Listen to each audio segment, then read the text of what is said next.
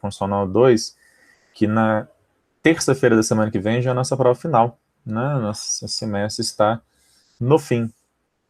Então, eu quero ver se eu termino, dou uma boa adiantada hoje, amanhã, e termino a matéria, na verdade, na segunda-feira, a tempo de ainda fazermos uma pequena revisão. Está meio esquisito para ver, mas deixa eu colocar, assim, às vezes melhora. Ok. Eu falei, então, na semana passada de recepção, que é quando o judiciário, diante da necessidade de aplicação de uma norma, ele verifica se essa norma é compatível com a Constituição de 88. A desconstitucionalização é um processo similar ao da recepção, só que ele tem uma estrutura particular aqui, que é o seguinte: um tema que é formalmente constitucional. O que são temas formalmente constitucionais? Qualquer coisa que uma Constituição trate que não seja nem organização do Estado e nem direitos fundamentais, né? Então a gente tem uma Constituição passada, por exemplo, a Constituição, entre aspas, né, de 67, que tratou de um tema que não tinha nada a ver nem com a organização do Estado, nem com direitos fundamentais, portanto era um tema formalmente constitucional. E aí vem a Constituição de 88 e não trata daquilo ali. Então a gente tem um vazio constitucional. Percebam que se era a Constituição, se era uma lei ordinária do regime anterior, o que eu vou olhar, só para saber se aquela norma continua em vigor ou não, é fazer a tal da recepção. Agora, e quando a temática não estava numa lei infraconstitucional, mas estava, na verdade, na própria Constituição anterior, e que a nova Constituição não fala nada sobre aquilo, nem a favor e nem contra, como eu estou dizendo. A Constituição nem diz que é a favor daquela matéria, né, mas também não fala nada em sentido contrário. No entanto, eu posso ter determinados direitos adquiridos durante o período de vigência da Constituição anterior, e que aí surge o questionamento: vindo a nova Constituição, aquele direito, aquela relação jurídica, aquele negócio jurídico instaurado sob a vigência da Constituição anterior, pode continuar produzindo efeitos na nova ordem constitucional? Se fosse uma norma infraconstitucional, a resposta seria: depende, eu tenho que fazer o cálculo aqui da recepção, que foi o que a gente falou na semana passada. Como, na verdade, é uma questão que estava na Constituição anterior, a gente vai fazer, na verdade, um exercício de verificar se aquela temática não está presente na nova Constituição, mas a Constituição também não fala nada contra, aquele direito poderá continuar a ser exercido, e o que a gente vai considerar é que houve, sobre aquele tema, houve um downgrade, vamos dizer assim. Aquele tema que antes tinha status constitucional poderá continuar, aquela norma, né, que antes tinha status constitucional, poderá continuar regulando o caso, só que agora com o status de uma norma infraconstitucional. Ou seja, ela é reconfigurada aí como uma norma infraconstitucional, ou seja, teria havido aí um processo de desconstitucionalização do tema. Ok?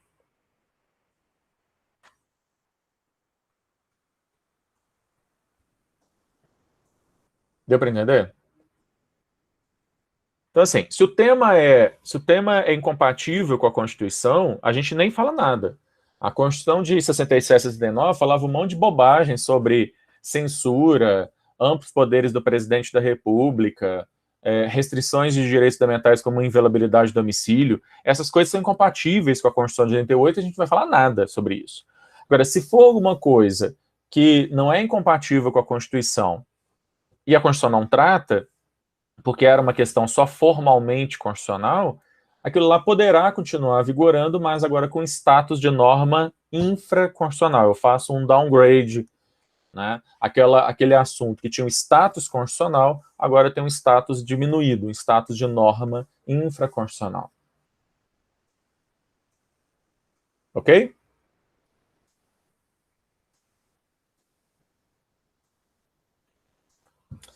Beleza, então, gente. Vamos lá. Deixa eu ir para frente. E aí a gente entra na questão da mutação constitucional.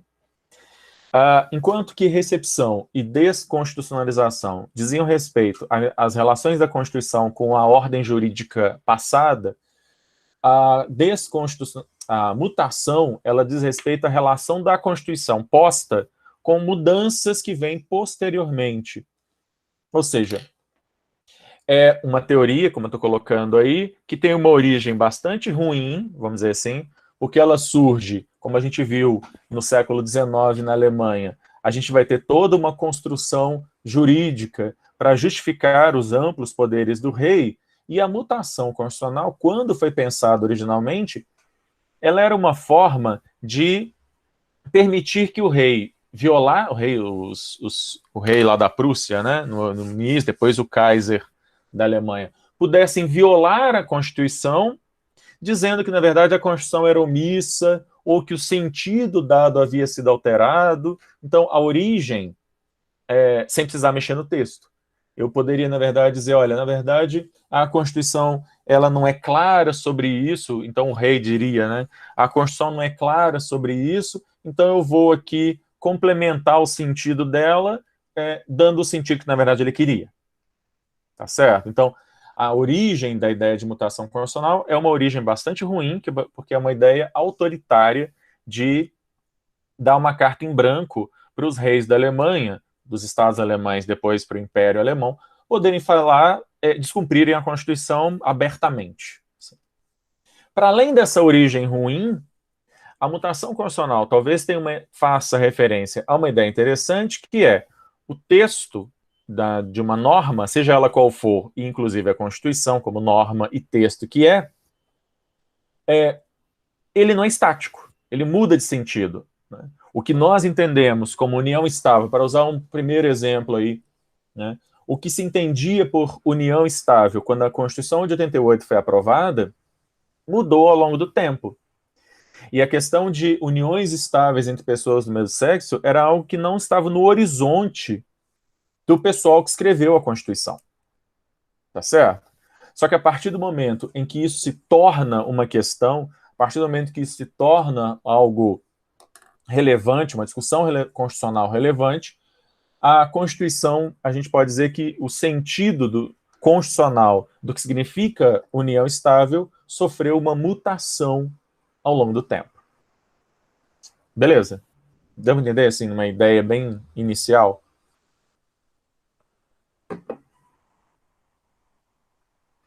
Ok. Então, quando a gente está falando de mutação constitucional, a gente está falando principalmente que o texto da Constituição continua o mesmo, mas o sentido que está sendo dado a esse texto mudou ao longo do tempo.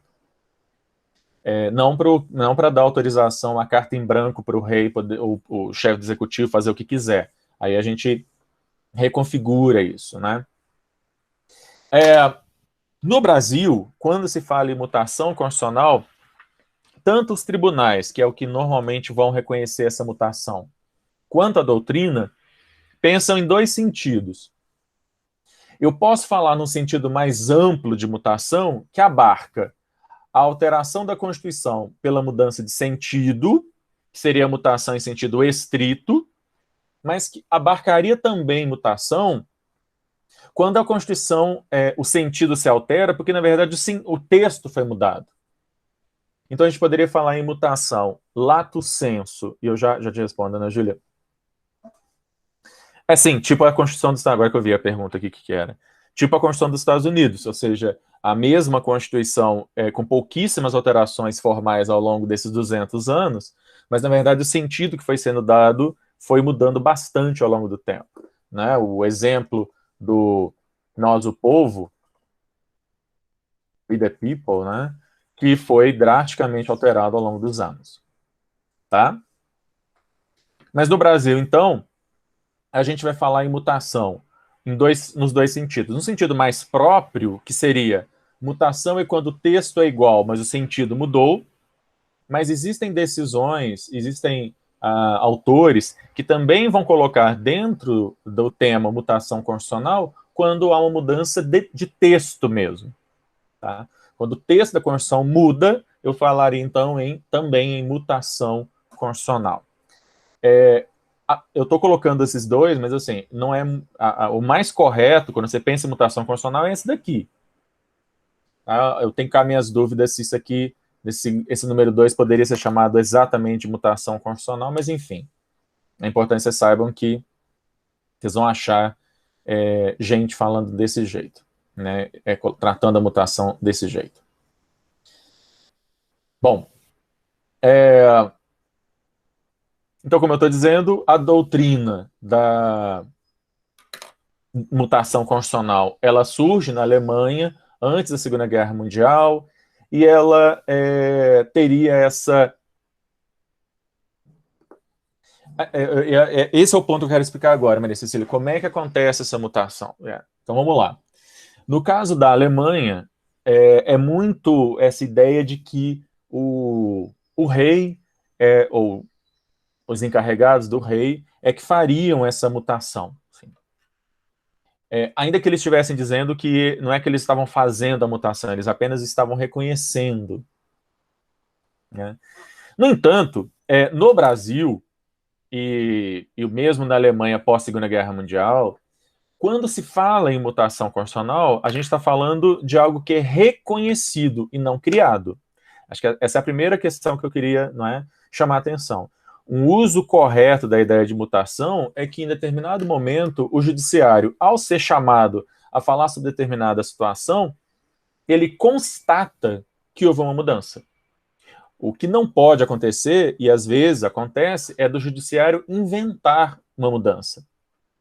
Quando, por exemplo, um exemplo ruim de mutação constitucional foi toda uma discussão que o STF fez de mudança sobre o sentido do que era a presunção de inocência, que é um princípio constitucional, para permitir que pessoas condenadas em primeira e segunda instância já fosse decretada a prisão delas. Elas já começassem a cumprir pena de forma adiantada, e adiantar o cumprimento da pena, ainda que a pessoa ainda estivesse recorrendo. E um dos argumentos utilizados pelo STF para permitir a prisão após decisão em segunda instância foi o da mutação constitucional. Só que percebam, quando o STF diz, eu estou dizendo isso porque, na verdade, houve uma mutação constitucional, era ele mesmo, STF, que estava inventando a mutação. Tá certo? Não havia nenhum movimento, não havia nenhum reconhecimento na sociedade civil em geral, ou mesmo na sociedade, entre a comunidade científica, né, do direito, de que o sentido de o que é presunção de inocência teria mudado. Ok? Então, eu chamo a atenção para o fato de que, muitas vezes, a mutação constitucional, tal qual ela é falada no Brasil, pelos nossos tribunais, ela disfarça, ela tenta disfarçar, na verdade, uma questão muito séria, que é o chamado ativismo judiciário. Portanto, uma diferença entre ativismo judiciário e mutação constitucional é que no ativismo o judiciário inventa as coisas. Ele cria da cabeça dele. E aí, para não dizer, estou criando a minha cabeça, ele dá o nome de mutação constitucional, por exemplo. Ok? É diferente do que seria uma mutação constitucional, vamos dizer assim, legítima, que aconteceria quando o judiciário reconhece que houve uma mudança. Ou seja, essa mudança ela aconteceu na sociedade. Deu para entender? Maria Cecília está dizendo que está meio complicado. Vamos lá.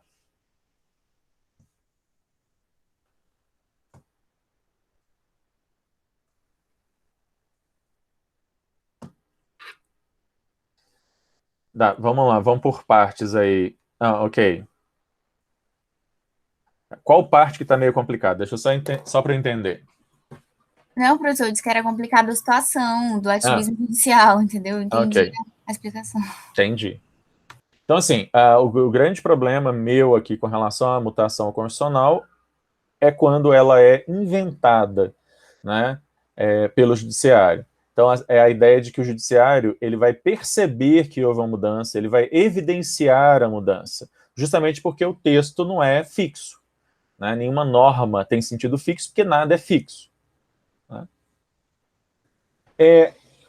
Essa questão aqui dos autores, na verdade, eu vou pular, porque assim, é uma questão doutrinária que eu queria, não faz muita diferença isso, que eu quero me concentrar na origem das questões doutrinárias na Alemanha, eu vou pular isso. O que eu quero me concentrar é como é que isso é visto aqui no Brasil.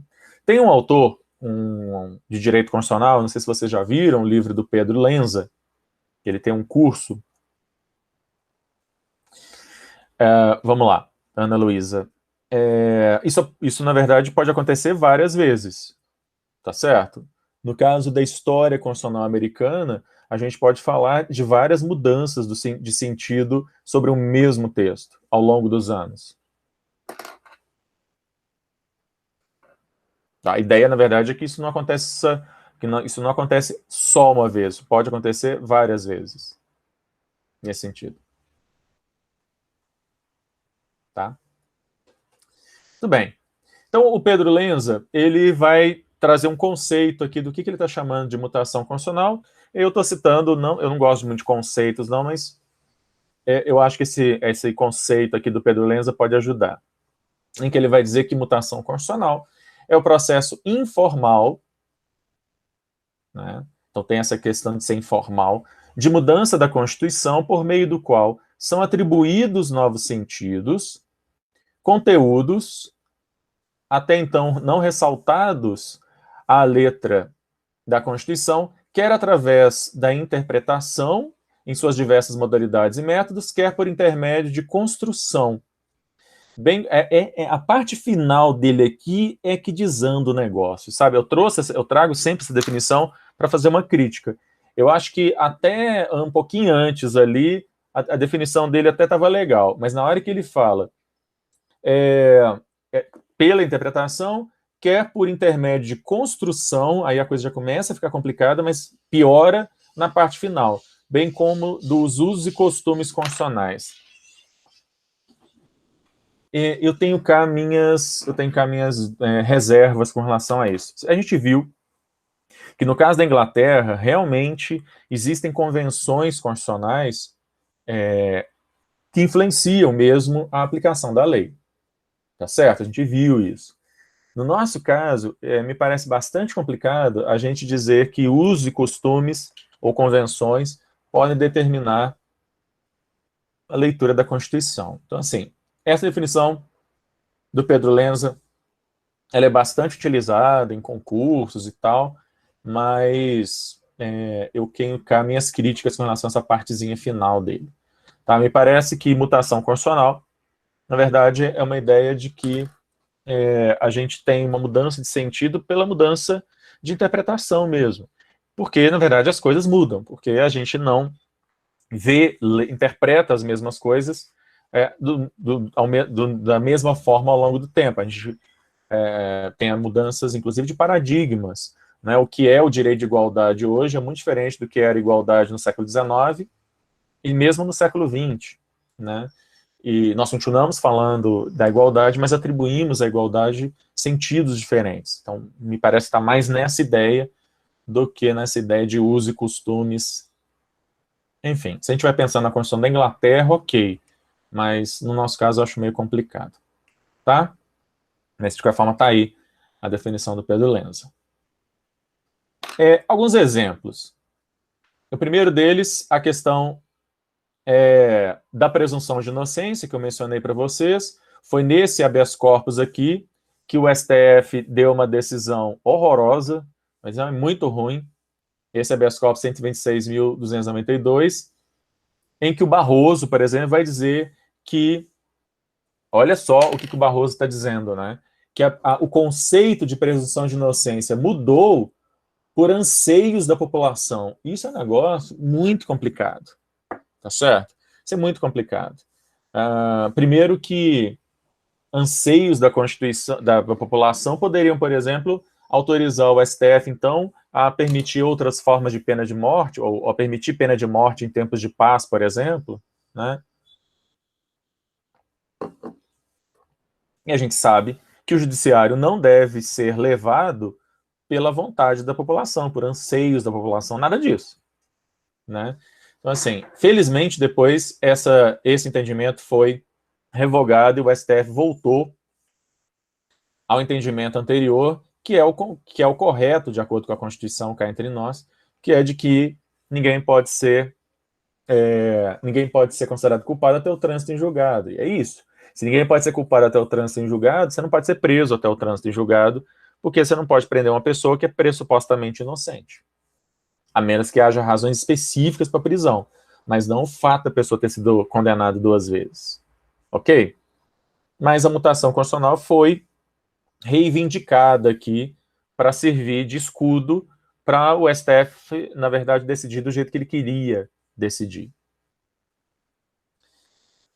Então, como eu disse, né, a mutação ela acontece justamente porque os textos, nenhuma norma, como o texto que tem um sentido estático, isso é ok. O problema, muitas vezes, está no fato de que a mutação é utilizada como uma desculpa para que o STF possa decidir do jeito que ele quer, ou seja, ele inventa um trem da cabeça dele e chancela isso, dizendo, não, é verdade, e houve uma mutação constitucional, o que acaba transformando o STF num poder constituinte permanente, assim. É como se a Constituição, ao invés de ser o guardião da Constituição, ele fosse o dono dela e ele pudesse dar a ela o sentido que ele quer. E isso é muito sério, né? Isso é bastante preocupante. E aí, como eu disse, o que às vezes acontece entre nós é que o juiz muitas vezes inventa a mutação e não apenas detecta a ocorrência dela. Um caso que me parece que foi utilizado de maneira correta foi esse da união estável entre pessoas do mesmo sexo, a DPF 132. Tá? A questão também do aborto de anencéfalos, a DPF 54, também uma mudança, a gente pode entender ele uma mudança de sentido com relação ao que exatamente significam dignidade humana, direito à vida, etc. Mas o caso da presunção de inocência é um bom exemplo de como é que não se deve fazer quando se trata de mutação constitucional. Ok? Beleza. Eu vou... essa parte aqui, então, eu encerro. Eu vou disponibilizar esse... não, nesse não. Vou disponibilizar... aqui. Eu vou disponibilizar isso lá no Classroom para vocês, mas vamos já passar para o nosso último assunto, que é controle de constitucionalidade.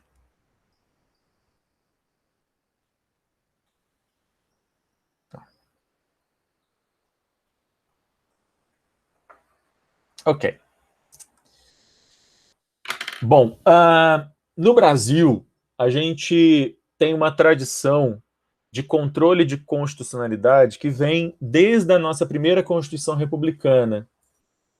E como a gente viu lá atrás, no caso do Brasil, a gente, na nossa primeira Constituição Republicana, copiamos, ou pelo menos tentamos copiar, o sistema constitucional dos Estados Unidos.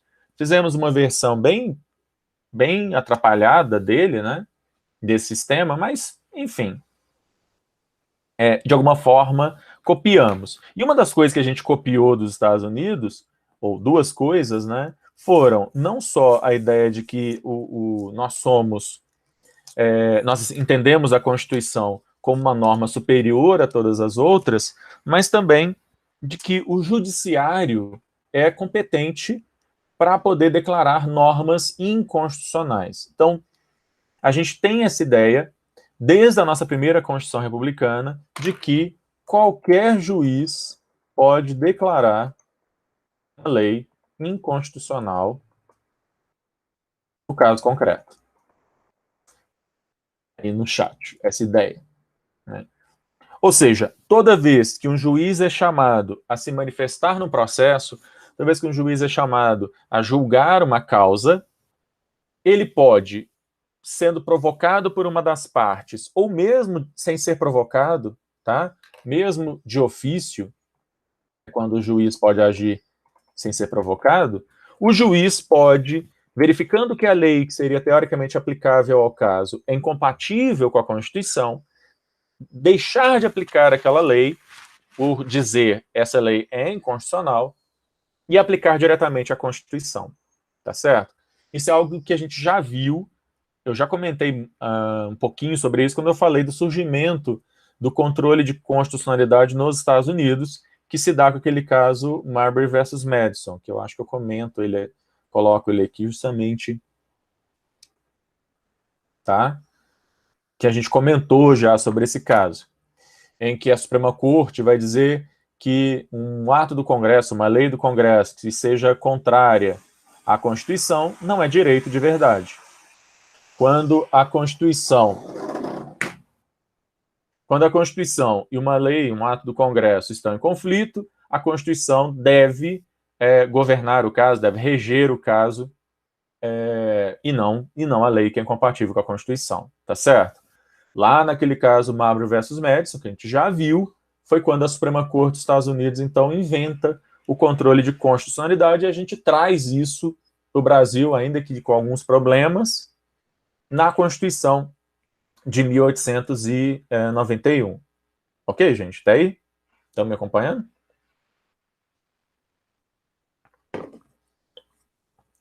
Ok. Por causa disso, eu estou fazendo toda essa introdução para dizer o seguinte.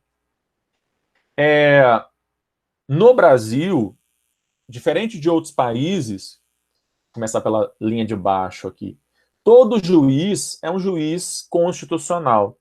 Existem alguns países, e eu vou fazer uma breve comparação, existem alguns países em que os juízes comuns, eles não têm autorização, eles não têm poder de declarar uma lei inconstitucional. Ou seja, por exemplo, lá, Portugal, na Espanha, na Alemanha, um juiz verificando que uma lei é inconstitucional, ainda que ele veja que a lei é inconstitucional, ainda assim ele é obrigado a aplicá-la. Ok? Nesses países em que eu tenho alguns juízes ou alguns órgãos que têm autorização de declarar uma lei inconstitucional e o restante do judiciário que não tem, eu posso fazer uma diferença entre uma jurisdição propriamente constitucional, que é essa desses juízes que podem declarar uma lei inconstitucional, e uma jurisdição não constitucional, ou chamada de jurisdição ordinária, comum, que é aqueles juízes, a maioria deles, inclusive, que não tem esse poder. Tá? No nosso caso, no caso do Brasil, como todo juiz tem essa possibilidade de declarar uma lei inconstitucional no caso concreto, todo juiz no Brasil é um juiz constitucional. Justamente não há essa diferença no Brasil entre um juiz ordinário e um juiz constitucional. Portanto, no Brasil, jurisdição constitucional jamais vai poder ser confundida com controle de constitucionalidade. O que eu estou querendo dizer com isso? No Brasil, vocês vão ver muitos autores que tratam controle de constitucionalidade como um sinônimo de jurisdição constitucional. Na verdade, controle de constitucionalidade é esse ato pelo qual um juiz qualquer, ou o próprio STF, como a gente vai ver, declara uma lei inconstitucional. Jurisdição constitucional, ao contrário, significa que o dever de todo juiz, em todo processo, na hora de dar uma sentença, sempre levar em consideração a Constituição. Ok? É uma questão relativamente simples, mas eu queria deixar isso claro.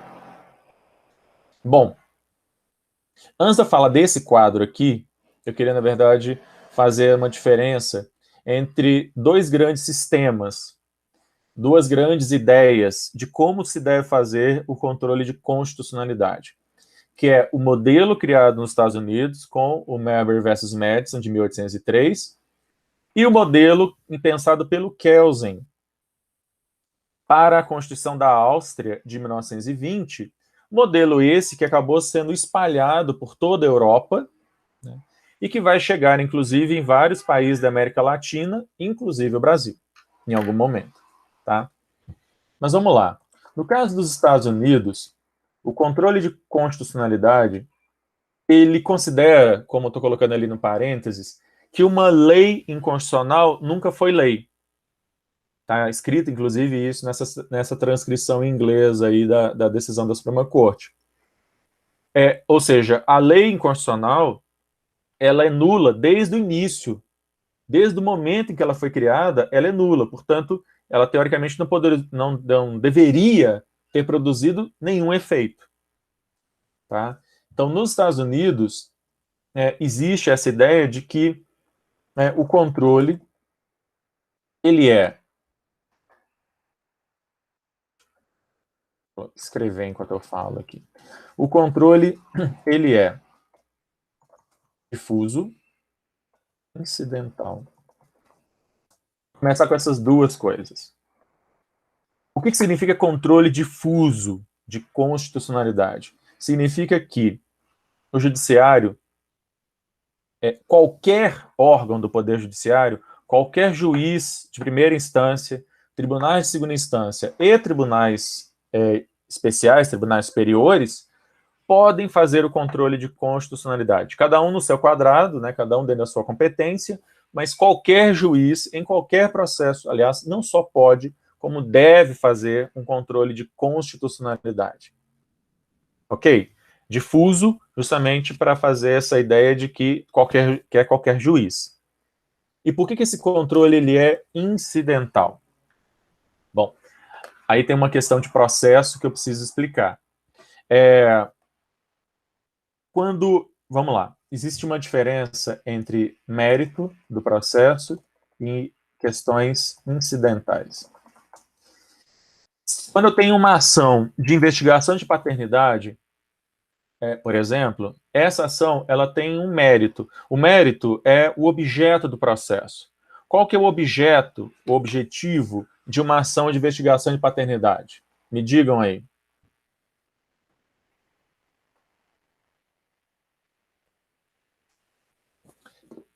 Isso. Então, a gente pode falar, na verdade, que o mérito não é exatamente descobrir quem é o pai, porque, na verdade, a ação já é feita contra alguém, tá certo? O mérito na ação de investigação de paternidade é você perguntar. O mérito é sempre uma pergunta, vamos simplificando muito a história, tá, gente? Vocês vão ver isso em processo depois. O mérito aqui, na verdade, o cara é ou não é pai, tá? O mérito nessa minha ação ele é ou não o pai. Segundo exemplo, numa ação de cobrança de dívida, uma pessoa devia para outra, não pagou, e aí o credor, então, ajuiza uma ação contra o devedor para que ele pague a dívida. Qual que é o mérito dessa ação?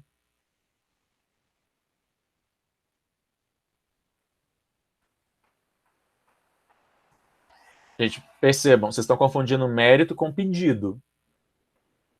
Tá certo? O mérito é uma pergunta. A pergunta é: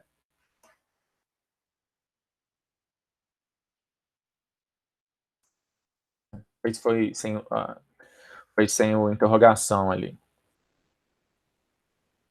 O mérito ele tem que pagar? O mérito existe essa dívida? Existe uma dívida não paga? Ok? Existe uma dívida não paga? Esse é o mérito da ação. É sobre isso que autor e réu vão debater ao longo do processo. Beleza? Até aí? Beleza. Então vamos lá. Esclarecido qual é o mérito, existem ao longo do processo vários incidentes processuais. E eu preciso fazer essa explicação para vocês poderem entender por que, afinal de contas, o controle nos Estados Unidos, e a gente vai ter isso aqui no Brasil também, é chamado de incidental. Tá? O que são incidentes processuais? Enquanto existe, na verdade, o mérito, que é essa linha em que a discussão toda vai se centralizar em torno dessa linha, os incidentes processuais são coisas que não têm a ver diretamente com o mérito, mas que podem ser colocados por autor ou pelo réu ao longo do processo, e essas questões elas podem influenciar no julgamento do mérito. Para ser mais claro, né? Se durante o processo O réu diz o seguinte, essa dívida, ela não pode ser cobrada porque, na verdade, ela já foi paga. Esse é um incidente que vai ser colocado no processo e o juiz vai ter que verificar se, afinal de contas, essa dívida já foi paga mesmo, se aquele recibo que o cara trouxe tem mesmo validade. Está certo aquilo ali. Ok? Esse é um incidente, típico incidente de mérito. Porque se a dívida já tivesse sido paga, o mérito da ação fica prejudicada. Ou fica prejudicado o mérito. Ok?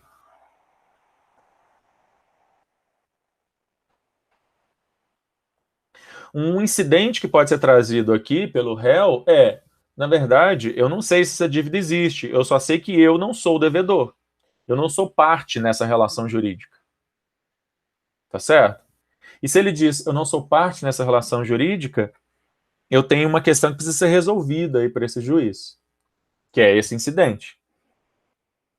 Agora, percebam o seguinte, já trazendo aqui para a nossa matéria de hoje, um outro incidente que eu posso trazer no processo é, olha, a lei, o Código Civil, que trata sobre isso, ao disciplinar essa matéria, ele traz um artigo aqui que viola a Constituição.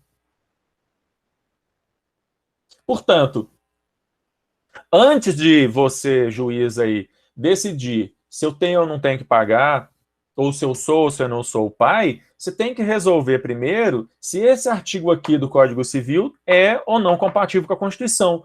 Porque se esse artigo aqui for incompatível com a Constituição, você tem que aplicar a Constituição e o pedido lá do autor vai ser completamente alterado. Ou seja, um dos incidentes processuais que eu posso trazer no processo, eu como réu, ou o autor, ou o próprio juiz pode fazer isso, é questionar a constitucionalidade, portanto, a validade, a aplicação de uma determinada lei, que seria a lei pressupostamente cabível ali, ok? Porque, uma vez colocado esse incidente faz paralisar o julgamento do mérito. O juiz só vai poder julgar o mérito se ele passar primeiro por essa questão incidental. Tá certo? Se esse cara está cobrando uma dívida com base no artigo, sei lá, 200 do Código Civil, e a outra parte diz esse artigo 200 é inconstitucional, o juiz só vai poder definir se vai ou não vai condenar o réu se primeiro ele afirmar sobre a constitucionalidade ou não do tal artigo 200. Ok? Deu para entender isso? Então, essa questão incidental, ela é prejudicial ao mérito. E percebam, prejudicial, prejuízo, aqui em direito processual, significa prejudicial aí não é sentido econômico, tá? Prejudicial do latim pré-iudicare, que significa julgar antes. Ou seja, uma vez colocado um incidente no processo, o juiz tem que julgar primeiro o incidente, para então ver o que ele vai fazer com o mérito. A questão sobre a... Vamos para o caso do Marbury versus Madison. Né? Qual que era o mérito no caso Marbury versus Madison? Quem lembra aí? Qual que era o mérito?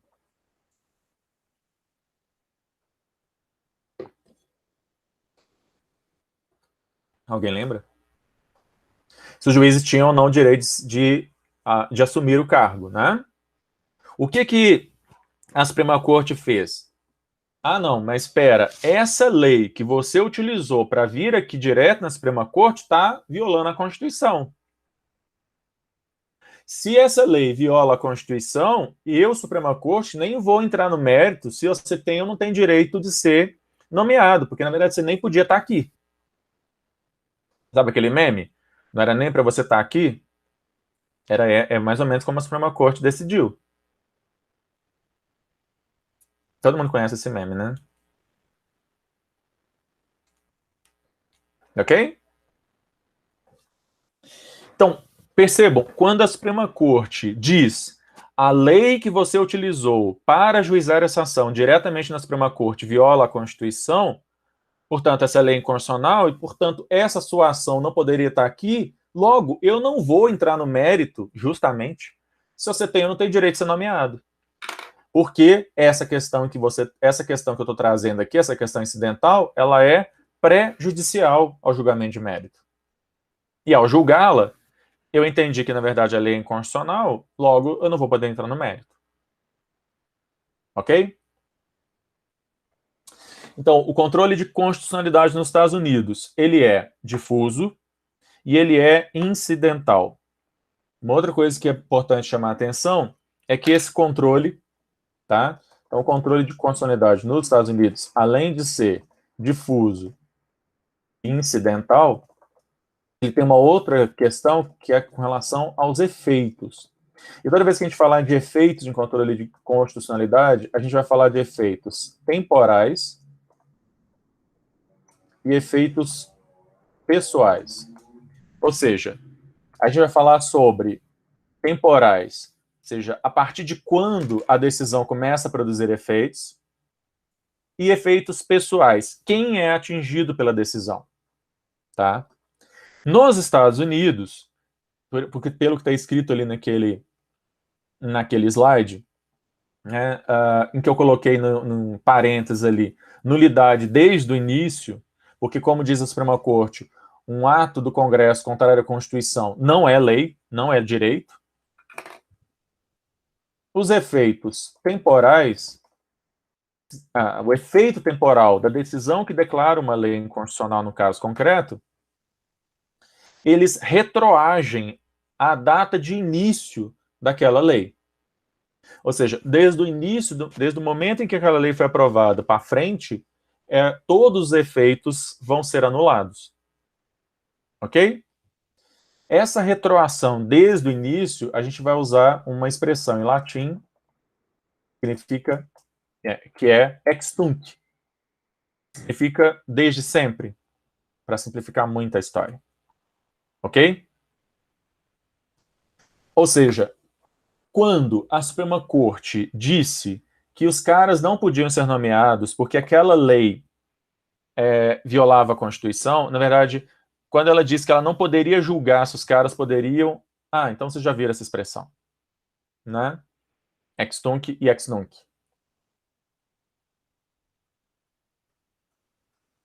Ótimo. Isso ajuda demais. Com relação aos efeitos pessoais, sobre quem é atingido pela decisão. Vamos lá. Se eu tenho um processo envolvendo João e Maria, tá certo? E o juiz, ao julgar o caso ali da cobrança da dívida, ele julga inconstitucional o artigo X do Código Civil, no processo ali envolvendo João e Maria, quem é atingido pela decisão desse juiz?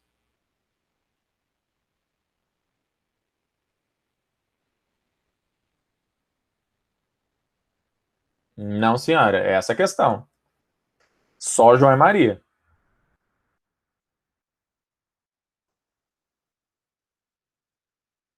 Vamos lá, né, Júlia? Vamos entender isso aqui. Quando a Suprema Corte declarou que a segregação racial era inconstitucional, no caso Brown versus Board of Education, tá certo? A Suprema Corte, ela estava resolvendo o caso do Brown. Ela estava resolvendo o caso do Brown versus Board of Education. Quem é atingido pela decisão da Suprema Corte, em princípio, são somente o autor e o réu daquela ação. Mas você não falou que depois disso teve toda uma coisa de não ter mais discriminação racial nos Estados Unidos? Sim, porque os Estados Unidos, assim como a Inglaterra, são um país de common law. Ou seja, quando a Suprema Corte lá decide, a decisão dela gera um precedente. Ok?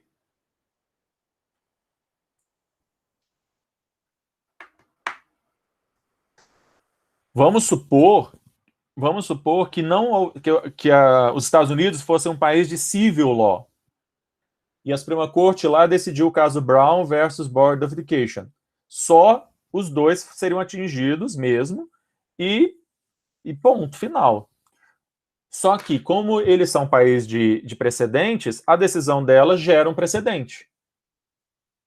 Mas a decisão dela mesma só atinge autor e réu.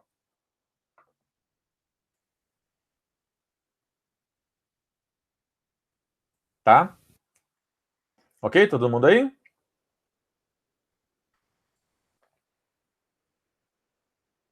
Ok. Essa discussão vai ser um problema quando o Kelsen vai pensar o modelo austríaco, que vai ser o modelo do controle concentrado. Então, esse controle nos Estados Unidos, ele é difuso, incidental, e ele tem efeitos ex-tunc e interpartes. Beleza? Todo mundo?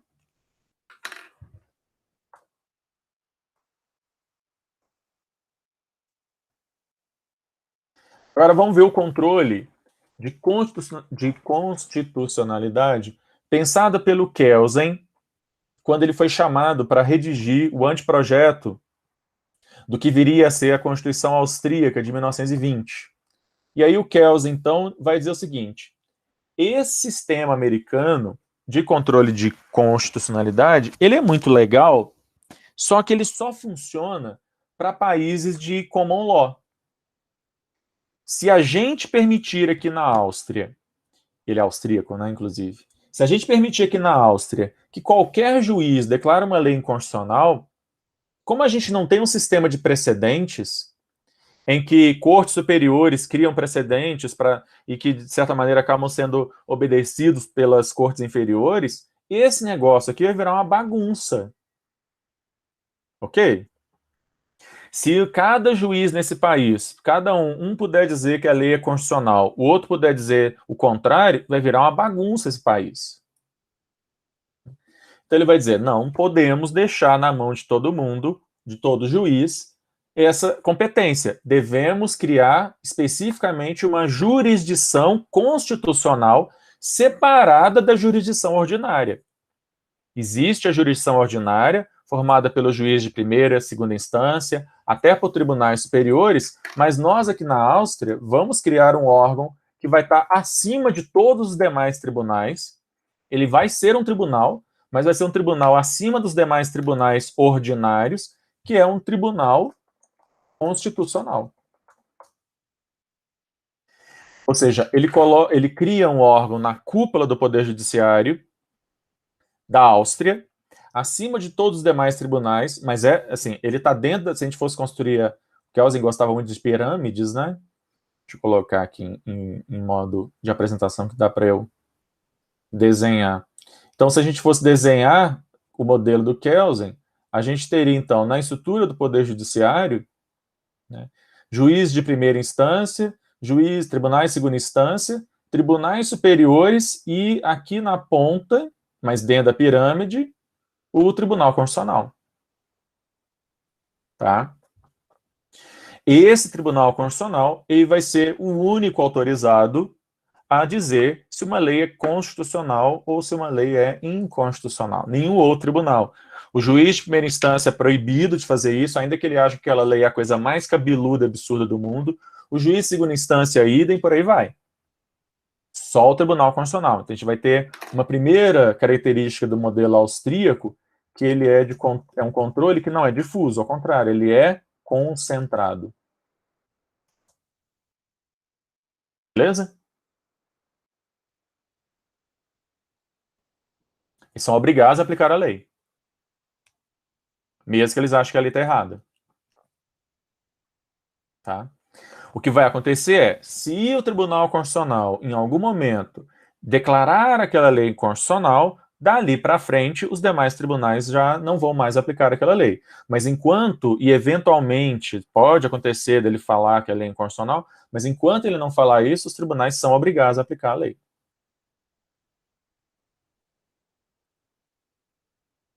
Tá?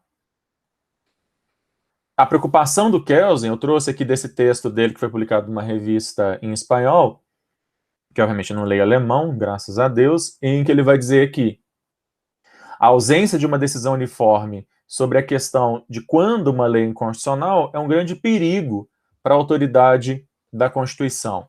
Então, eu preciso ter certeza, eu preciso ter segurança jurídica. Eu não posso ficar deixando para cada juiz falar isso separadamente, da maneira como eles quiserem, né? Então, o controle ele é concentrado, não é difuso. Segunda característica é que ele é um controle direto, e alguns vão chamar também de abstrato. Por quê? Ao invés do controle acontecer dentro de um caso concreto, então eu tenho um processo que envolve João e Maria, e no interior daquele processo é criado um incidente, né? Não, no caso do controle concentrado, o mérito do processo já é, e é exclusivamente, o controle de constitucionalidade. Eu tenho ações que são criadas especificamente para se fazer controle de constitucionalidade. Tá certo? O controle não se dá de forma indireta, de forma acessória, dentro de um processo principal. O controle acontece porque a própria ação é criada exclusivamente para isso. Ao invés do controle acontecer dentro de um processo de João e Maria, eu vou ter, na verdade, uma ação direta, como a gente usa a expressão no Brasil, né? Aliás, a nossa principal ação se chama justamente ação direta de inconstitucionalidade. Tá certo? Em que algumas pessoas, algumas entidades, previamente listadas na Constituição, tanto da Áustria de 1920 quanto da nossa Constituição de 1988, algumas pessoas listadas especificamente na Constituição podem fazer uma ação no Tribunal Constitucional para que o Tribunal Constitucional avalie, faça uma avaliação abstrata entre o texto da Constituição e o texto daquela lei. Ok?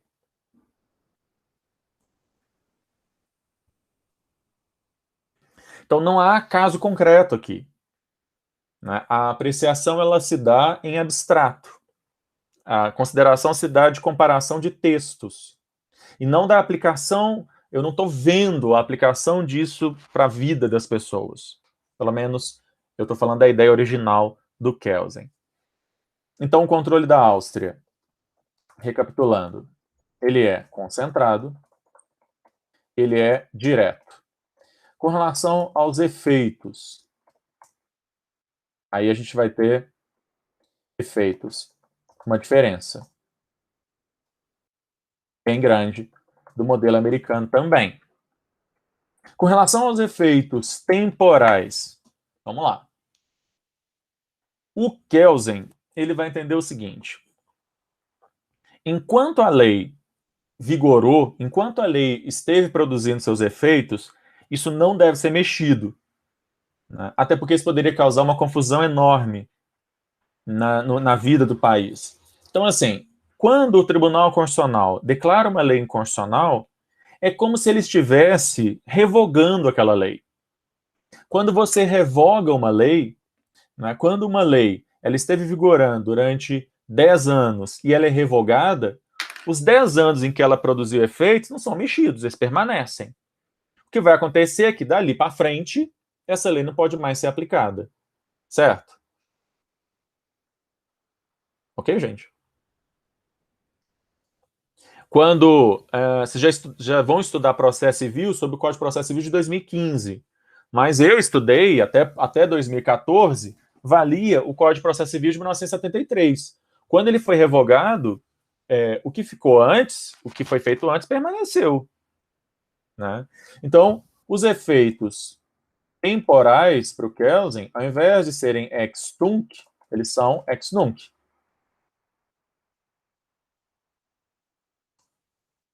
Tá? Dali para frente. E quem é atingido pela decisão? Vamos falar de efeitos pessoais. Quando o Tribunal Constitucional, em abstrato, declara a lei inconstitucional, quem é atingido por essa decisão?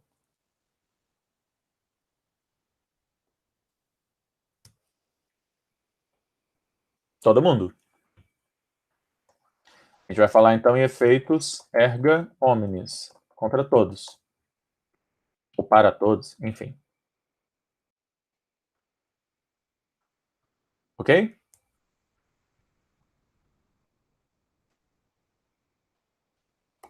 Então a gente tem, na origem desses dois sistemas, duas realidades bem diferentes. Esses dois sistemas eles vão mudar ao longo dos anos. A própria Áustria vai mudar depois. Nos Estados Unidos, não. Nos Estados Unidos ele continua mais ou menos como era desde sempre. Mas nos países que vão copiar os modelos austríaco e americano, eles vão fazer adaptações a esses modelos. Mas na origem, eles eram bem diferentes, bem separados um do outro, dessa forma como eu falei. Aí eu me volto para o meu quadro de comparação. Eu estou apertando aqui na tela do negócio como se desse para fazer isso aqui. Para a gente poder ver, fazer uma comparação muito rápida, né? E obviamente, gente, não é ficar decorando isso daqui, isso aqui é apenas para a gente poder fazer algumas comparações. Então, nos Estados Unidos, o sistema de controle de constitucionalidade, deixa eu colocar ali em tela cheia também para poder rabiscar algumas coisas. Ele some. O quadro some. Não dá para colocar, então. No caso dos Estados Unidos, o sistema, então, é porque ele é uma imagem e não tá. Ele é judicial, assim como na Áustria. Ou seja, quem é competente para fazer controle é um órgão do Poder Judiciário. A Alemanha está nessa história aqui porque ela vai ter uma influência muito grande sobre o Brasil a partir da segunda metade dos anos 90, eu vou explicar. Mas na Alemanha também o controle é judicial. Ali, percebam e podem desconsiderar a Suíça, tá? Eu tenho que refazer esse quadro, porque a Suíça ali era uma questão que fazia sentido há uns anos atrás, mas hoje em dia nem é uma bobagem. Mas quando eu estou falando ali da França, um parênteses que ficou de fora desse quadrinho, eu estou falando da França, vou escrever aqui no chat, até 1998. A França, depois de alguns anos, a França sempre teve um sistema político e não judicial de controle de constitucionalidade. Até por aquela desconfiança que os franceses sempre tiveram com relação ao judiciário, algo histórico que vem desde a Revolução Francesa. Então, na França, juízes não tinham mesmo essa competência e existia um órgão político que era o Conselho Constitucional. E esse Conselho Constitucional era o que tinha competência para declarar uma lei inconstitucional. No entanto, o sistema francês ele sofreu uma mudança em que esse Conselho Constitucional, que era um órgão só político, foi transformado em um órgão judicial. Então, o exemplo da França aí fica só como um exemplo histórico, tá? Que já houve um tempo em que o controle lá ele era político. No caso do Brasil, eu estou colocando que o sistema do Brasil ele é judicial, e depois, quando eu for explicar mais detalhadamente o sistema brasileiro, eu vou retomar essa questão, porque tem alguns autores no Brasil que vivem insistindo em falar em controle político também no Brasil. Eu vou explicar por que quem fala que existe controle político no Brasil está errado. Aí não é uma questão de diferença de opinião, não. Está errado mesmo. Tá? Uma outra forma de classificar os controles é com relação ao critério, ou seja, quem decide, quem tem o poder de decidir. Eu já falei. Nos Estados Unidos ele é difuso, porque qualquer juiz em qualquer processo pode fazer. O controle lá da Áustria, da Constituição de 1920, ele é concentrado, porque só existe um órgão com o poder de fazer isso, que é o Tribunal Constitucional. Na Alemanha, idem, concentrado. E no Brasil, estou pulando aqui França e Suíça, tá? Vocês podem, na verdade, desconsiderar. Estou pulando mesmo. No Brasil, eu estou dizendo que ele é misto. Aqui vale a gente considerar o seguinte. De 1891, tá? Da Constituição de 1891 até a emenda constitucional 16 de 1965, o controle no Brasil ele era só difuso. Tá? O controle de constitucionalidade no Brasil era só o difuso, era esse dos juízes poderem declarar uma lei inconstitucional, inclusive o próprio STF podia fazer isso caso o processo chegasse ao STF. Vou falar disso depois. A Emenda Constitucional 16 de 1965 criou uma ação direta de inconstitucionalidade chamada representação de inconstitucionalidade. É a nossa primeira forma de ação direta genérica de inconstitucionalidade no Brasil, tá? Existiu uma outra mais específica, mas não vem ao caso aqui, não quero complicar a história. Mas é a primeira que, de forma genérica, o STF, num controle concentrado, podia dizer que a lei era inconstitucional. A partir, portanto, de 1965, nós passamos a ter os dois sistemas no Brasil. O difuso, que vem desde 1891, e o concentrado, a partir dessa ação aí, dessa tal representação de inconstitucionalidade. Em 88, com a Constituição de 88, a gente não só mantém esse sistema misto, como, na verdade, a parte do concentrado vai ser enormemente ampliada, como a gente vai ver mais à frente. Ok? Então, o Brasil ele tem um critério misto, porque não só qualquer juiz, em qualquer processo, pode declarar uma lei inconstitucional, como o próprio STF pode fazer isso através de ações diretas. Tem 4 tipos diferentes de ações diretas. Ok? Por que é misto? Beleza. Bom, o modo. Modo diz respeito ao procedimento, tá certo? A forma, como eu estou colocando ali, a forma como esse controle vai acontecer. Nos Estados Unidos, eu disse que o controle ele é incidental. E ele é incidental por quê? Porque ele não é o objeto primário da ação. O objeto primário da ação é se o cara é ou não é pai, se o cara deve ou não deve, não é isso? E o controle acontece apenas como um incidente processual. Por isso, o controle dos Estados Unidos é chamado também de incidental. Incidental quanto ao modo. Na Áustria, ele é chamado de direto, porque, como eu disse, existe uma ação cujo único objeto é falar sobre isso lá no Tribunal Constitucional. Lá no Tribunal Constitucional. França e Suíça eu estou desconsiderando, mas aí vamos lá. Eu vou deixar a Alemanha por último, deixa eu falar aqui por que ele é misto, o modo é misto no Brasil. Porque percebam, o modo é misto porque eu tenho o controle incidental, feito em casos concretos, e eu tenho o controle direto, feito através das ações de controle concentrado. Ok?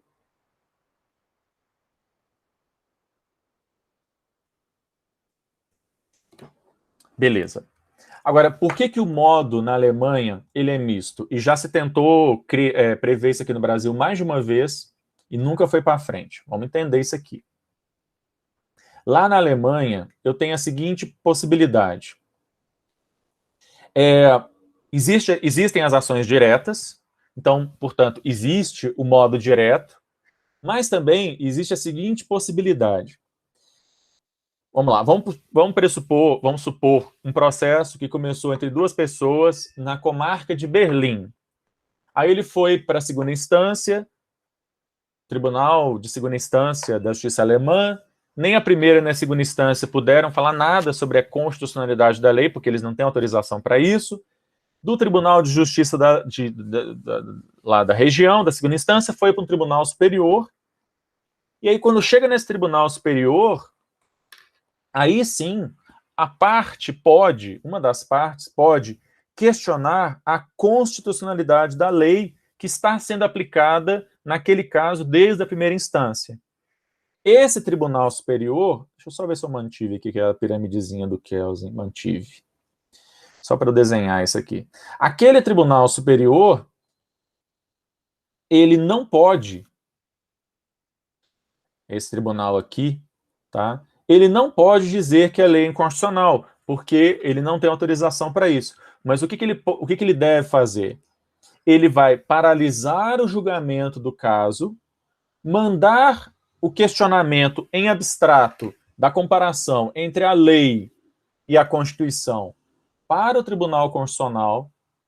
O Tribunal Constitucional vai avaliar não se a dona Maria tem ou não tem direito. A única coisa que ele vai avaliar é: essa lei é compatível com a Constituição alemã, com a Lei Fundamental de Bonn? É, não é? Ele decide, o caso retorna para o Tribunal Superior, que agora vai finalizar o julgamento, daquele caso, considerando a decisão dada pelo Tribunal Constitucional. Então ele é misto porque existe uma forma incidental na Alemanha, só que, apesar de ser arguído de forma incidental, ou seja, dentro de um caso concreto, não é o próprio tribunal que está julgando o caso que tem competência para julgar. Ele tem que paralisar, mandar a questão para o Tribunal Constitucional para depois o trem voltar para o Tribunal Superior. Deu para entender? Ficou claro?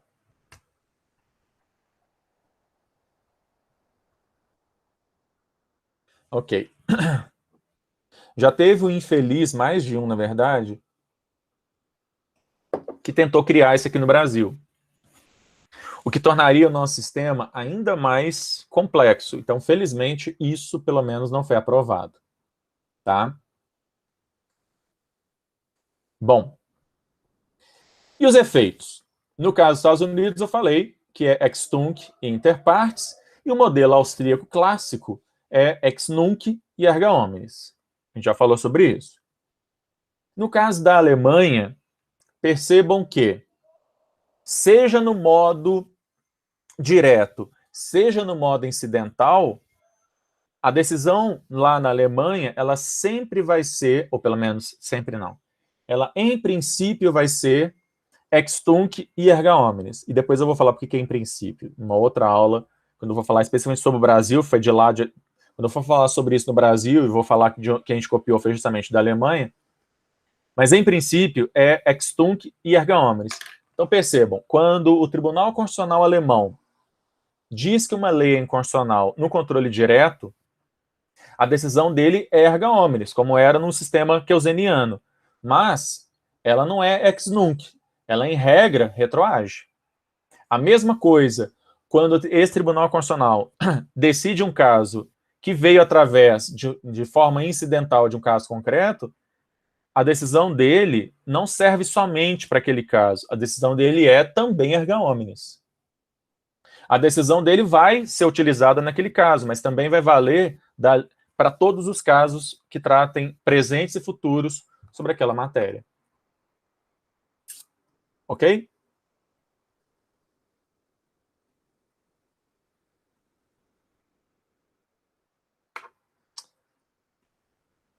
Tá. E no caso do Brasil, esse quadro, ele tá com um problema aqui com relação. Eu já devia ter revisto ele há muito tempo, eu esqueci de fazê-lo. Tive tempo ainda. Andressa, teoricamente, ele pode. Na verdade, tem um probleminha ali com relação aos efeitos, mas sim, eu quero que vocês se concentrem. Podem desconsiderar a França e Suíça aqui. Eu quero que vocês se concentrem aqui, na verdade, no modelo brasileiro. Eu falo dos Estados Unidos e da Áustria, Estados Unidos, Áustria e Alemanha, só para a gente fazer uma comparação. Pra vocês saberem de onde é que eu estou tirando ali algumas coisas que a gente usa no Brasil. Então, assim, o que me interessa mesmo é que você saiba o Brasil. Tá?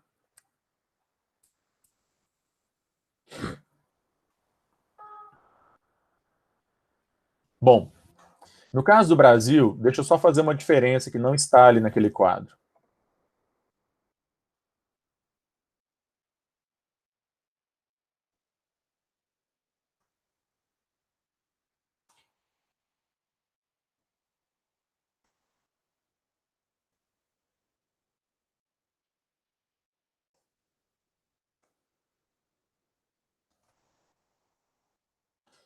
Ó, podem completar esse quadro, na verdade, quando vocês tiverem acesso, ou se tiverem, na verdade, escrevendo isso aí, não é? No caso do Brasil, a gente tem, como a gente tem um sistema misto, quando o controle ele é difuso, ele é interpartes e extunc, igual lá nos Estados Unidos. Tá? Quando o controle ele é concentrado, no entanto, a coisa é um pouquinho mais complicada.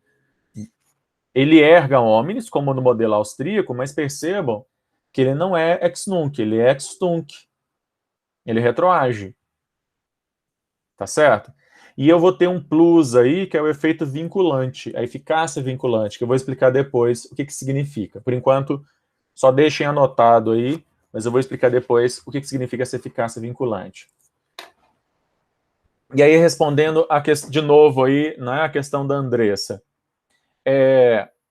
Teoricamente, eu posso ter, uma vez decidido pelo STF, por exemplo, que uma lei é inconstitucional, ela pode influenciar, sim, o passado. Tá certo?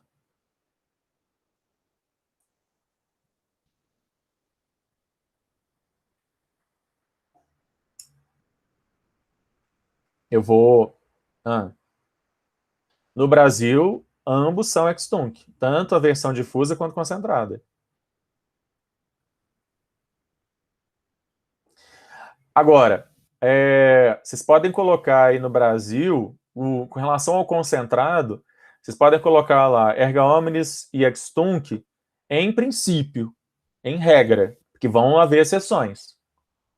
Tá? Em regra, no Brasil, na decisão do controle concentrado, ele é erga omnes e extunc. Essa é a regra. A gente vai ver que existem exceções. Tá? Bom, muito rapidamente, para a gente pegar aqui o final da aula, até o final da aula, a parte histórica, porque daí amanhã eu quero falar como é que esse negócio está na Constituição de 88. Então, na nossa primeira Constituição republicana, a gente teve. Isso aqui tudo é desnecessário. Não vou tirar esse aqui, porque isso aqui a gente já falou sobre isso.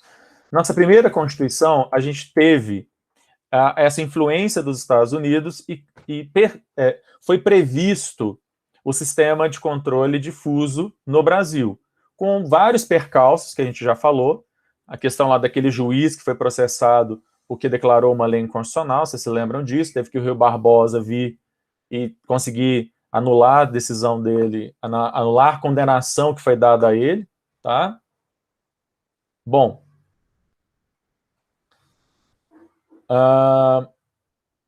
isso aqui, na verdade, eu já tinha tirado, não sei porque que está presente, essa é uma discussão que eu não quero mais fazer isso. Isso aqui nós já falamos. Esse aqui nós já falamos, esse aqui eu vou falar amanhã com calma. Eu só queria ver. Não. Eu acho que eu tivesse colocado toda a parte histórica aqui, mas não coloquei, não. Mas deixa eu complementar aqui o meu quadro e eu já falo dela. Pouca coisa que eu queria falar.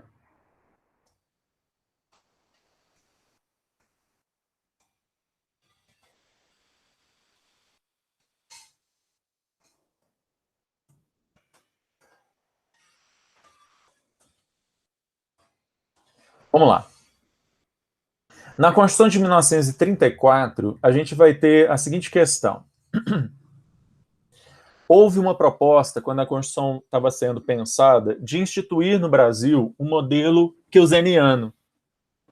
Só que acabou não indo para frente. O que criaram lá de novidade na Constituição de 1934? Nós mantivemos o controle difuso.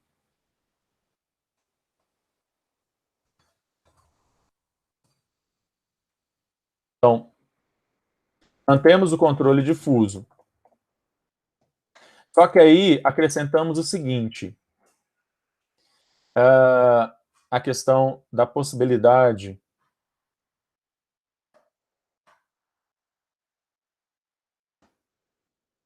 Vou organizar isso aqui mais bonitinho, né?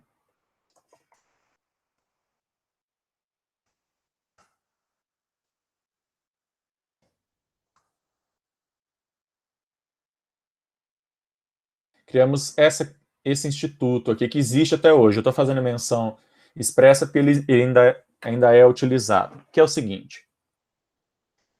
O que o pessoal lá na Constituição de 1934 estava discutindo? E estão repetindo as discussões do Kelsen, dizendo, olha, esse negócio de cada juiz, um poder dizer que a lei é constitucional e outro dizer que ela é inconstitucional, isso gera, ou tem potencial de gerar, uma bagunça. Nós temos que regulamentar melhor essa história. Como a proposta de se instituir um controle concentrado não foi para frente, o que foi criado com a Constituição de 1934? Toda vez que um processo ele subir todas as instâncias e chegar no STF, e o STF, por controle difuso, desde um caso concreto, declarar uma lei inconstitucional, o STF deve comunicar essa decisão ao Senado. E, ao comunicar ao Senado, o Senado pode, não é obrigado, o Senado pode suspender a lei declarada inconstitucional. Então, o Senado, ele pode, não é obrigado, suspender a lei. Essa decisão do Senado, se ele resolve fazer isso, ela tem efeito erga omnes. E vejam que o Senado não revoga a lei, não é um ato de revogação, é apenas de suspensão. Mas o importante é, se o Senado, em obediência ou em resposta ao ofício que o STF manda, ele resolve suspender a lei, dali em diante, nenhum outro juiz vai poder mais aplicar aquela lei. Ou seja, a gente criou aqui um sistema meio enviesado de dar à decisão do STF efeitos erga omnes. Mas não é a decisão do STF que vai ter efeitos erga omnes. É a resolução do Senado que manda suspender aquela lei. Ok?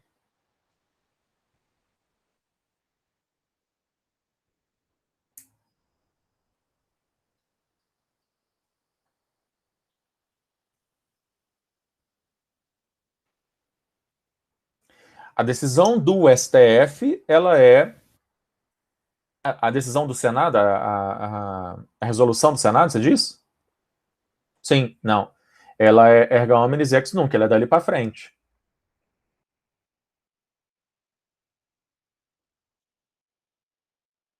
Eu tinha esquecido de colocar.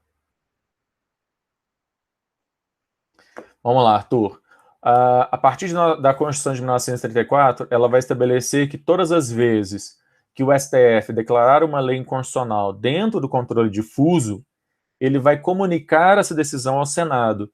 E o Senado, em resposta, ele pode, se quiser, não é obrigado, suspender a lei. Se ele suspender a lei, essa decisão do Senado tem efeitos erga omnes e ex tunc. Ou seja, dali para frente, todos os juízes ficam proibidos de aplicar aquela lei.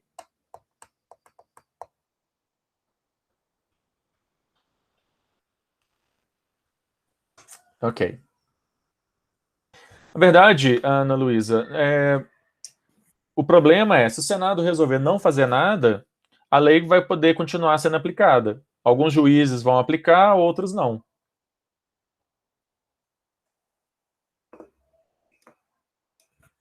Por quê, Ana Luísa? A decisão do STF ela só tem efeitos interpartes.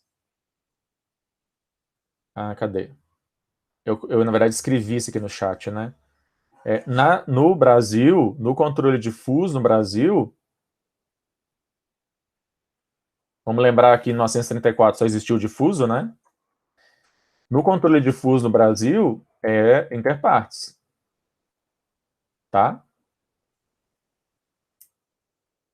Tranquilo. E, gente, eu sei que essa matéria ela não é fácil, não, tá? Eu tenho plena consciência disso. Controle de constitucionalidade é um negócio difícil. Tem um meme que circula na internet falando sobre de Jesus falando que nem ele entende controle de constitucionalidade. Erga omnes é só no controle concentrado.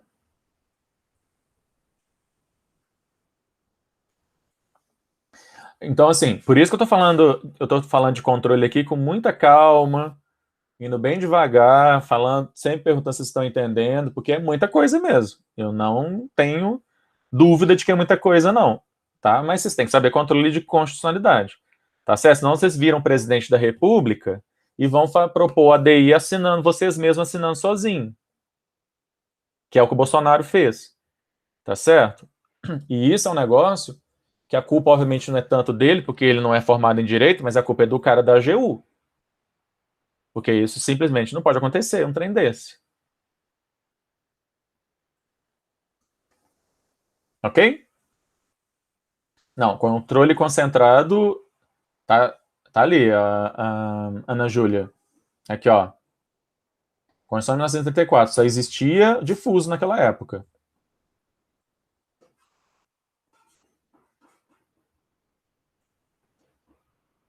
Vamos lá, Maria Cecília. Se o Senado não suspender a lei, prevalece a decisão do STF, que é interpartes.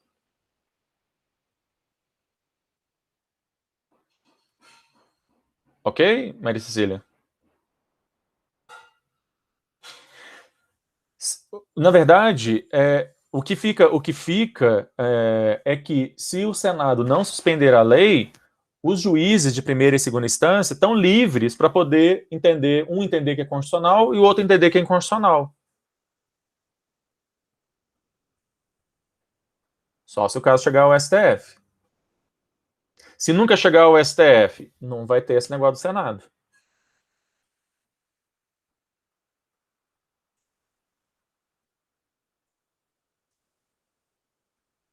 Ok.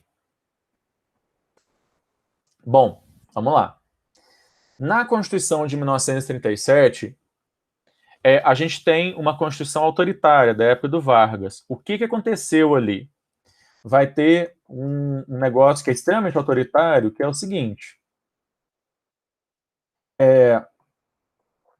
O STF, quando ele decide que uma lei é inconstitucional dentro do controle difuso, deixa eu copiar aqui também, colocar aqui também.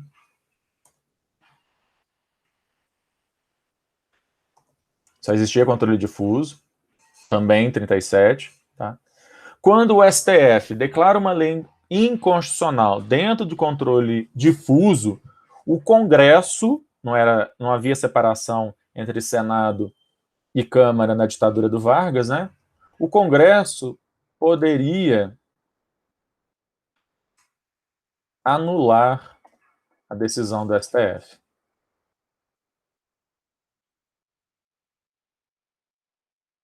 Eu tenho, na verdade, um negócio autoritário, ao contrário aqui.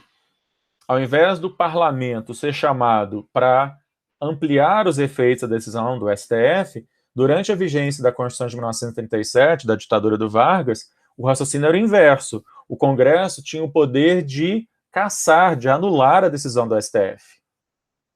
Se o Congresso achasse que a decisão violava o interesse público, alguma coisa assim. Ok?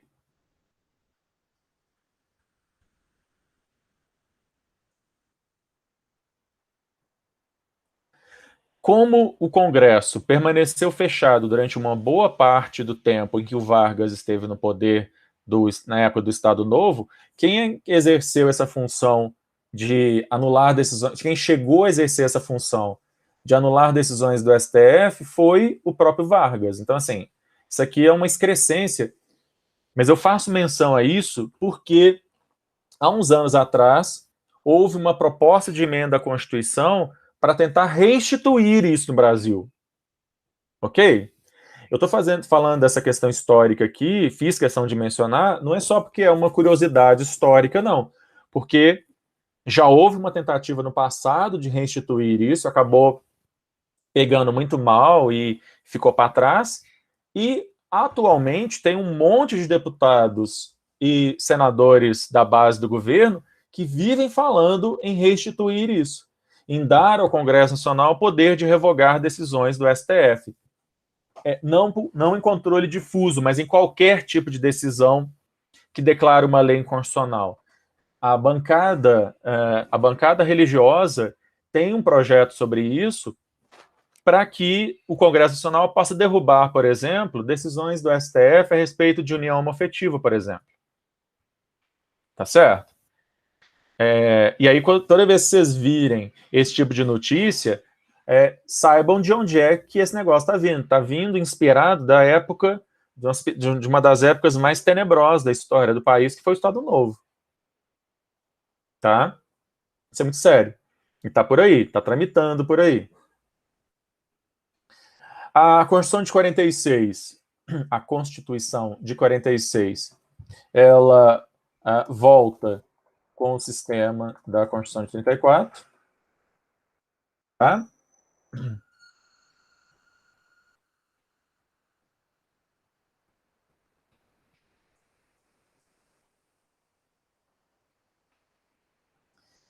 E a gente vai ter, depois do golpe militar, a emenda constitucional 16/65, que cria a representação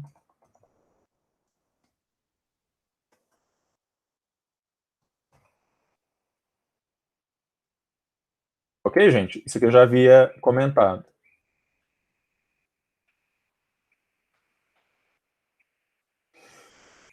Agora, é claro que depois que isso foi criado, melhor, depois que a gente entrou no regime militar, controle de constitucionalidade dentro do regime militar é praticamente nulo. A representação de inconstitucionalidade é a nossa primeira ação direta, genérica, de controle de constitucionalidade no Brasil. Ela é uma ação direta mesmo. Né? É uma ação em que é feito um controle em abstrato de uma norma face à Constituição.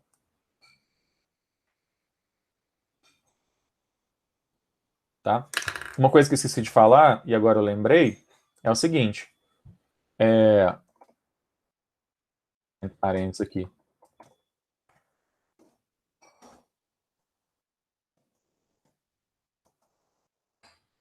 Ela só podia ser requerida pelo Procurador-Geral da República. Tá? Deixa eu diminuir aqui nessa fonte aqui. Porque... Vamos ver se...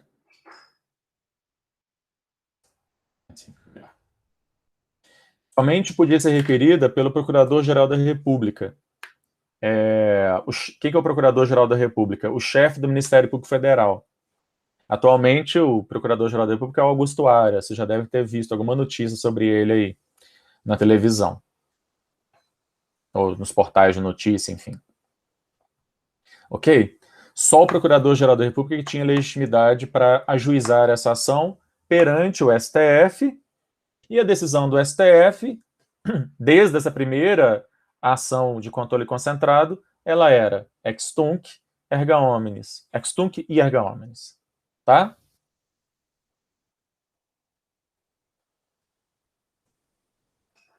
Ok? E aí?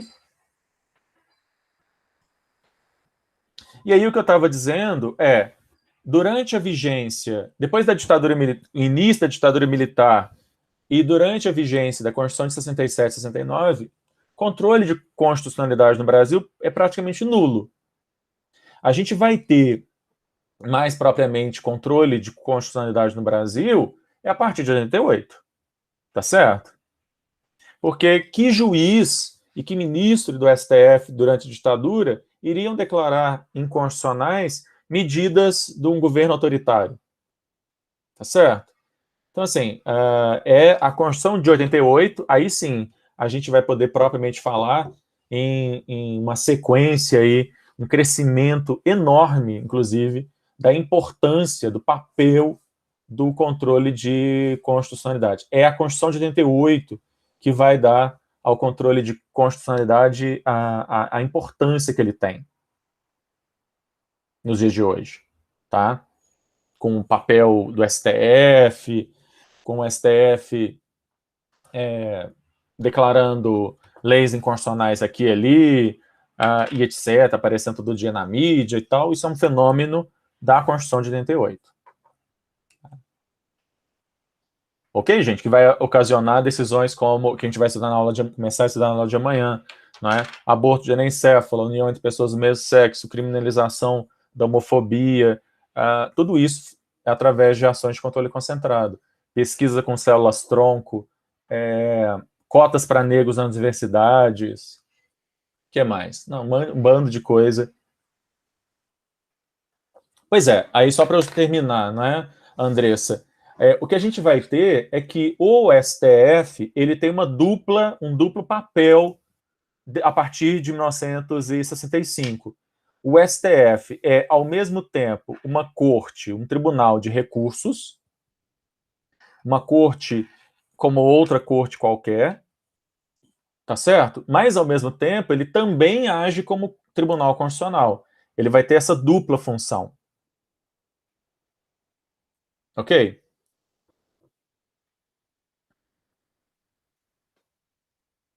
Ou seja, até hoje, o STF ele pode dizer que uma lei é inconstitucional porque o caso chegou até ele via recursos, ou porque o caso já começou com ele, enfim, no caso de, sei lá, no julgamento de presidente da República, né? Enfim, o STF pode declarar uma lei inconstitucional dentro de um caso concreto, ou ele pode declarar uma lei inconstitucional através do controle concentrado. Então, ele tem essas duas funções.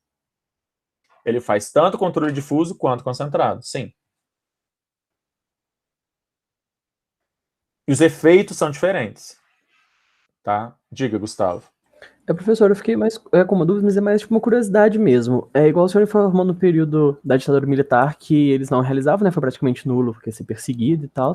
Mas legalmente os juízes teriam a possibilidade de, por exemplo, um ato inconstitucional eles considerar. Sério? Gente, que loucura. Poder pode. Todos os juízes no Brasil podem fazer isso desde 1891. Mas, assim, isso é um negócio que nas épocas de mais abertura democrática até aconteceu, mas nas épocas de ditadura isso praticamente desaparece. Na época do Estado Novo, do Vargas, e na época da ditadura militar 64, 84, praticamente não existe. Tá? Ok, então, pessoal. Deixa eu interromper aqui.